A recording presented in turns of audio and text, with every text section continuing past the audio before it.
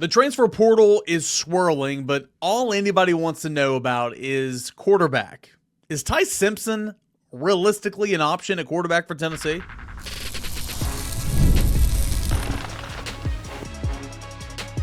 You are Locked On Vols, your daily podcast on the Tennessee Volunteers. Part of the Locked On Podcast Network, your team every day. Hey, good Wednesday morning, everybody. Welcome into Locked On Vols. I am your host, Eric Cain, a member of the VolQuest.com team here in town covering your Tennessee Volunteers.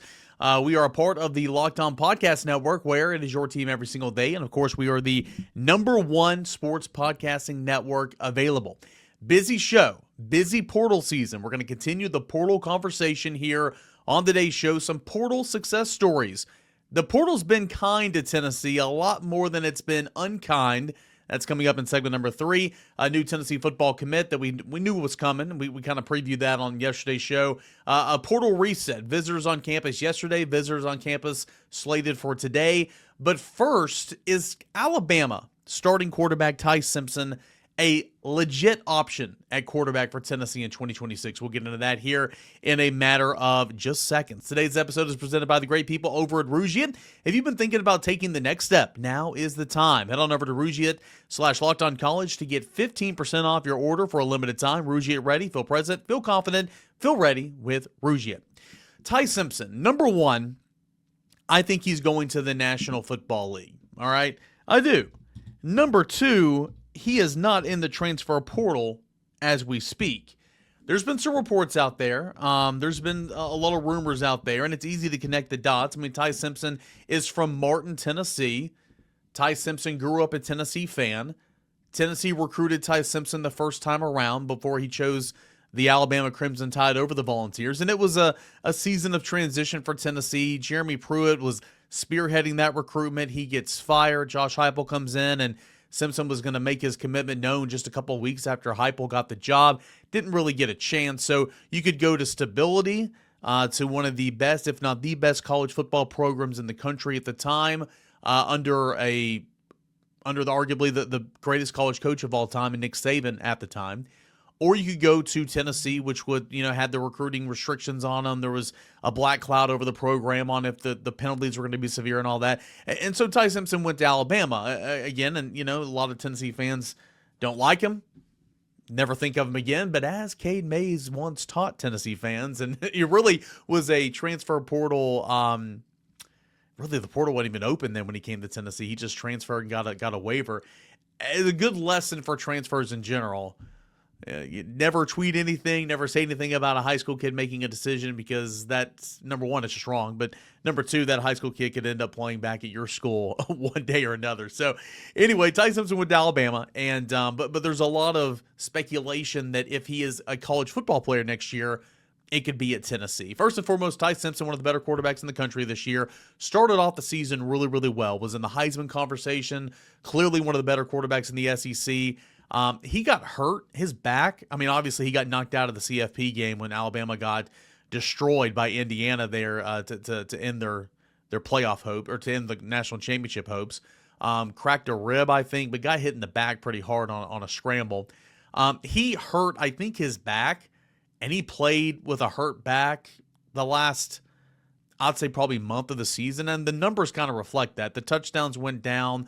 The turnovers started ticking up a little bit, but still really good numbers. Threw for over 3,500 yards, 28 touchdowns, 5 interceptions.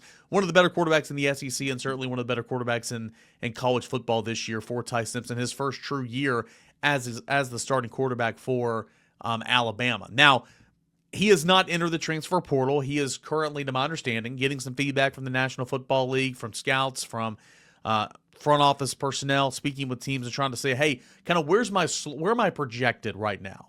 And if you look at the NFL projections right now, most notably Ty Simpson's quarterback number 3, and we know how the NFL draft works, right? Teams are so desperate to get a quarterback. Teams are so desperate to have a run on the quarterbacks in the first round that they don't want to miss out on what could potentially be a franchise-saving quarterback. And so that's why we see a run on quarterbacks in the first round all the time. Also, this is a really weak quarterback class for this draft class. Dante Moore, Oregon's quarterback, okay? Is he going to go pro? Is he not going to go pro? we'll see exactly what that looks like, and he's got to make his decision. They play on, was it Thursday or Friday? Let's see here. I'm going to look up that game. Oregon plays on Friday. Oregon plays Indiana on Friday. So whenever Dante Moore makes his NFL decision, and the thought is that, of course, he'll go to the NFL, he's probably quarterback number 1 in this class. Fernando Mendoza's number 2, and Ty Simpson's probably number 3. And, the Duke quarterback, if he would have entered the NFL draft, he would have probably been quarterback number 3, and Ty Simpson might have been quarterback number 4. But it's a pretty weak quarterback class is what I'm trying to say. So for Ty Simpson, I think he's going to go pro. I'm sure he'll get a grade that says borderline first or second. In my opinion, if I was advising Ty Simpson, I would say go pro. That's just me. But it feels like if he's not going to get a first-round grade, then there might be an opportunity to come back to college. And if that's the case, a lot of people don't believe that Ty Simpson's going to be at Alabama next year. Looking over, listening to, and going back and watching the RTI Lowdown podcast from over at Rocky Top Insider. I want to give credit where credit's due. Chris Lowe does his show every Sunday night, and he had some really interesting things to say about Ty Simpson. Quote, I think without question, Tennessee is calling for a quarterback in the portal. That's the most intriguing, and Bama fans and Tennessee fans are going to sit up straight when I say this, is Ty Simpson. I do believe Ty Simpson will be back. I do not believe Ty Simpson will be back at Alabama next year. I think he's gone. I think it's either he goes to the pros and enters the draft, or I think he's going to the transfer portal. Chris Lowe goes on to say, Ty has been around for a while. He's a pretty savvy kid. His dad, Jason, is a coach. So they're not going to do anything without talking to the right people and talking to the people who know most importantly. Tennessee kid who I think was interested in coming to Tennessee. It was a transition between Pruitt and Heupel, sort of a weird time. I think there were other times during his career at Alabama where he might have thought about transferring, and Tennessee was in his thoughts. It just didn't end up happening. Last thing here. I think this time, if he decides to transfer, his decision in my mind will hinge on simply this. If he gets the kind of feedback from pro people that he's a first-round pick, then I think he's gone. I think he'll go to the NFL. And you know what? He probably should. He got hit a lot. He took a lot of hits. He got hit a lot, and this was his 4th year on campus. If he gets from NFL GM scouts, yeah, you're the third quarterback in the draft. We think you're going to go somewhere between 15 and 25. I think he's gone. If that feedback is not that emphatic about, well, maybe you slide into the second round, then I think he's going to look seriously at transferring. And if he does, then I think he lands at Tennessee. I think Oregon is another school that I've heard the most about. But if he does transfer, I think you're looking at Ty Simpson as Tennessee's quarterback next year, end quote. I know that was a lot, but I wanted to give some context into the whole basis of that part of the dialogue. That's Chris Lowe from the RTI Lowdown podcast on Sunday night. So some interesting stuff. And Chris Lowe mentioned it, or actually it was a couple of national reporters mentioned it a couple of days ago about, hey, if Ty Simpson is in college next year, watch out for Tennessee. It's easy to connect the dots, but here's where I'm at on this. Number one, Tennessee's nowhere to be found in the quarterback market in the transfer portal right now. Everybody wants to talk about it. Everybody asks questions about it. Is that because Sorsby was just too expensive? Probably. $5 million, pass. How much is Josh Hoover getting paid? I don't know. Sam Leavitt, is he, Tennessee's talked to Sam Leavitt a lot. Will he get to campus? I don't know. He's, I believe, on his way at the time of this recording to LSU. That's pretty much the top echelon of quarterbacks in this year's portal class. Could you go to the group of 5 level and bring him up here to compete? Sure. Is there a quarterback Tennessee is talking to right now that we don't really know about that this staff thinks would be a good competition, in summer camp and the spring camp? Maybe. Could Tennessee be waiting on Joey Aguilar, which some people believe resolution in that matter could come as early as this week? Maybe. Don't know which way it's going to go, but a lot of people think that the one way or the other, Tennessee and everybody's going to know either this week, maybe next week. So we'll see what happens. So right now it feels like Tennessee's not much of a player in the transfer portal. For quarterbacks. That doesn't mean that Tennessee's not working or has a plan. I think we'll have to see what happens with Joey Aguilar. You can't bank on that clearly, just like you can't bank on Ty Simpson, because I think if I'm putting percentages, it's well over 50, then in my opinion, Ty Simpson's gone to the National Football League. It just makes too much sense. If you're quarterback number 3, go to the NFL. It makes all the sense in the world. But if for some reason Ty Simpson wants to come back to Tennessee, and whenever that decision's made, I don't know when that decision's made. Everybody thinks Dante Moore is going to go to the National Football League. I don't know why he wouldn't. He'd be the top-rated quarterback in the draft class, but he's still playing right now. To my knowledge, I don't think he's officially declared for the NFL draft. So it's interesting to talk about. There's a lot of people excited about social media and everything, but the most important thing to remember here is this. Number one, Ty Simpson's not in the transfer portal right now. Number two, I think he's going to the NFL. But if he is playing college football and he does enter the transfer portal, I think Tennessee does make a whole lot of sense. Would be interesting. Now, will Tennessee have resolution on Joey Aguilar before then? Maybe. I don't know. If Ty Simpson comes first before Joey Aguilar, if Ty Simpson's an actual option, do you move on to Ty Simpson? I don't know. That's a big-time conversation that Josh Heupel's going to have with his staff. But it is interesting because right now it feels like Tennessee's not much of a player in the quarterback market, but certainly I think there are some options. Joey Aguilar, maybe Ty Simpson, or somebody that we don't know about right now that can come in and compete and maybe take that job. Joey Aguilar did all right at Tennessee this year, and he was certainly not a quarterback anybody talked about last December when he initially went from Appalachian State to UCLA. So I wanted to address that here on the show. A lot of people have been asking about it, and I think they're fair questions. But again, important thing to remember right now, he's not declared for the NFL draft, and he has not entered the transfer portal to this point. When we come back, let's reset the board. Who was on campus yesterday? Who's coming up today? Who was Tennessee's commit via the transfer portal? And a couple of new names that I think are intriguing. All that and more is coming up next. We continue on here. It is your Wednesday morning Locked On Vols. Stay tuned. Fridays already feel different during basketball season, and FanDuel is making them even better. Every Friday night, before the games tip off, FanDuel gives fans a new way to kick off the weekend with NBA Happy Hour. NBA Happy Hour is your official pregame limited-time window where special offers drop right inside the FanDuel app before the action starts. Fridays from 6 to 7:30 Eastern Time have become appointment viewing for the NBA Happy Hour. You get bonuses, boosts, surprises when you open the FanDuel Sportsbook app. It's an easy way to check in on the weekly specials before tip-off. Bring extra energy to a Friday night without overthinking it, and be sure to get in there before that window closes from 6 to 7:30 p.m. Eastern Time each and every Friday night for NBA Happy Hour. So again, check the FanDuel Sportsbook app for NBA Happy Hour every Friday, 6 to 7:30 Eastern Time. A little basketball, a little action, a whole lot of energy. That's NBA Happy Hour. Only on FanDuel, the official sports book partner of the NBA. LSU offensive tackle Ori Williams has committed to the University of Tennessee. We talked about how that was a Pete Nako's prediction on yesterday's show, along with the prediction of Louisiana Lafayette running back Zylan Perry. At the time of this recording, again, mile a minute, guys, things can change. So if it's outdated, I do apologize. But at the time of this recording, Tennessee only has two commits, that being Ori Williams, who committed on Tuesday, and of course Quay Moss, who committed on Sunday. But Pete Nakos did predict that Zylan Perry, the running back from Louisiana Lafayette, he logged a prediction for Tennessee in that regard as well. So I think that one's probably close to getting done, but you got to continue to chip away, and that's why Tennessee is hosting or scheduled to host Tuesday around lunchtime, early afternoon. Cam Cook, Jacksonville State running back, expected to be on campus or was expected to be on campus, led the nation in rushing this year. 1,659 yards, 16 touchdowns. Obviously a very productive back, and so a lot of people just see the rushing yards, the touchdowns, leading the nation in rushing and all that, and just say, gotta have. Clearly that guy's better. And maybe he is. But as we painted the picture and as we talked about on yesterday's show, man, I think Zylan Perry would be an excellent fit at Tennessee because he would share carries in the backfield, and that's what he did at Louisiana Lafayette. It was a straight 50-50 split. Go back and look at the stats. Go look at the game-by-game production. I mean, he and his teammate Bill Davis truly share the workload back there.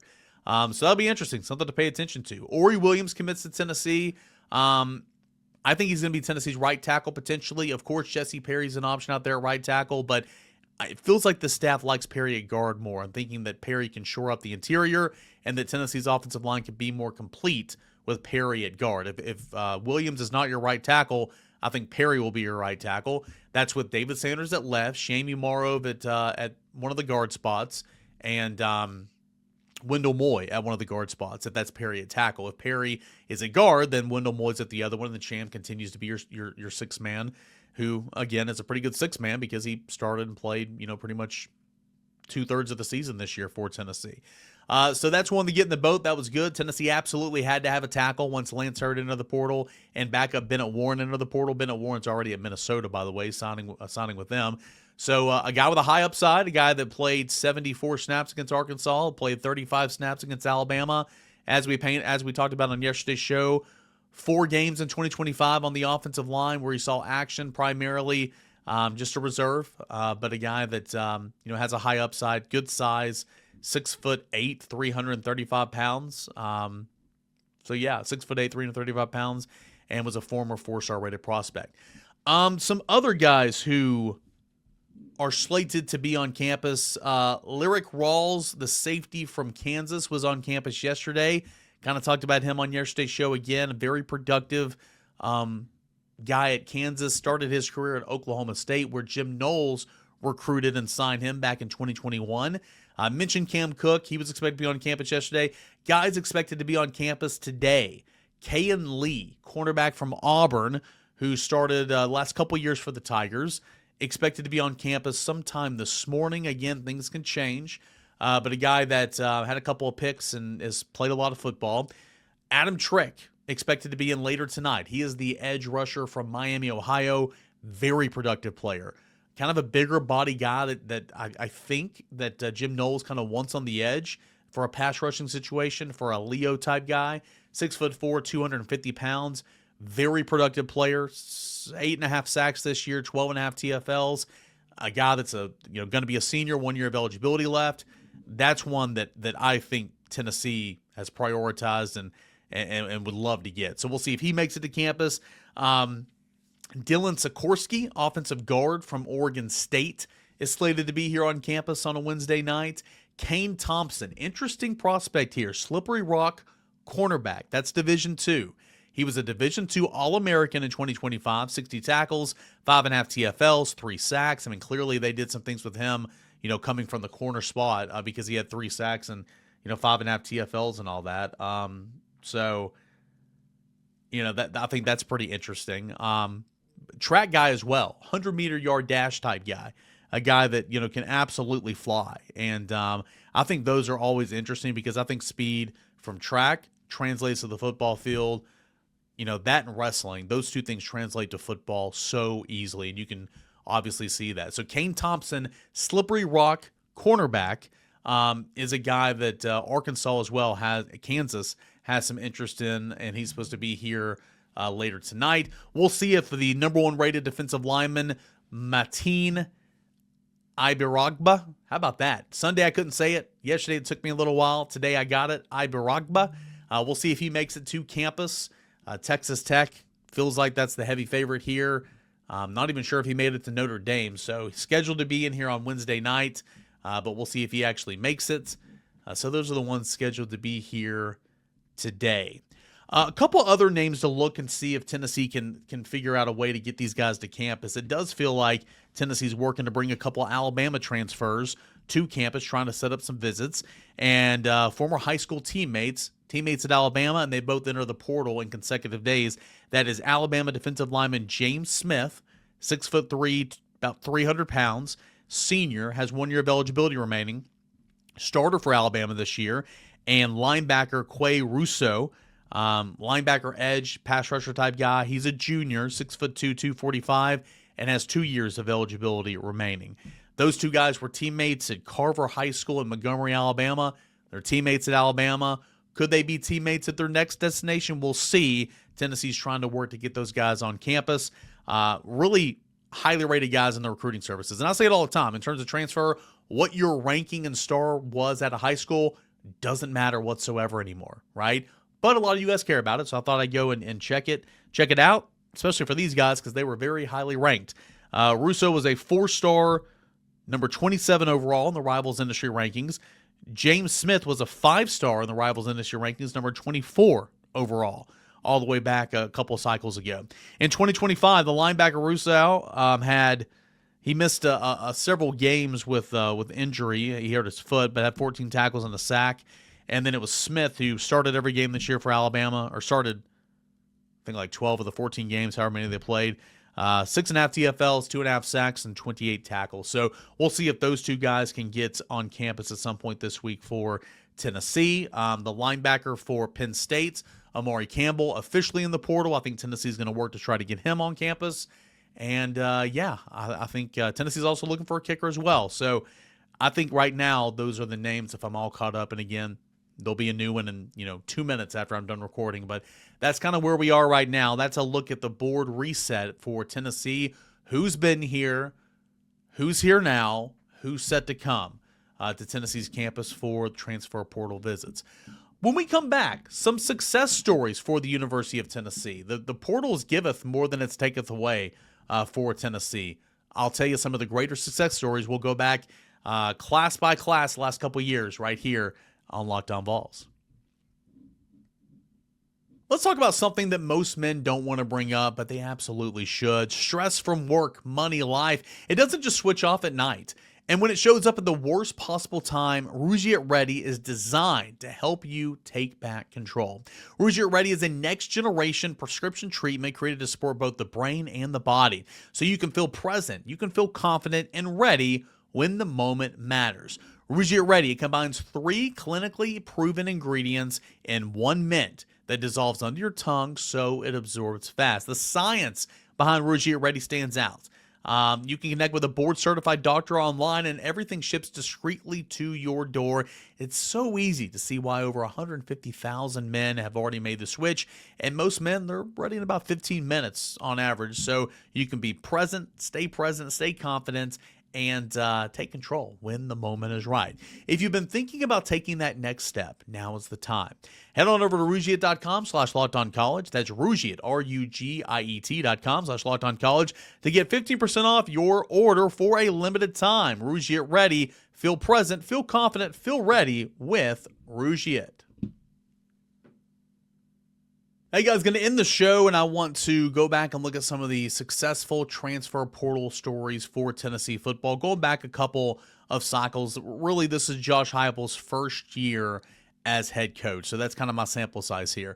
Going back to the 2021 season and looking at some of the transfers that Tennessee brought in and who went on to, find success. And you go back to that first class and some instant contributors, right? Hendon Hooker, obviously that one was brought in by Jeremy Pruitt, but it certainly counts for Josh Heupel. That was a success. Joe Milton ended up being your starting quarterback for a year. He's a backup quarterback in the NFL. You can have your opinion on Joe Milton, and that's fair, but, that was – Tennessee got a lot out of that one. I mean, he was your starting quarterback for a year.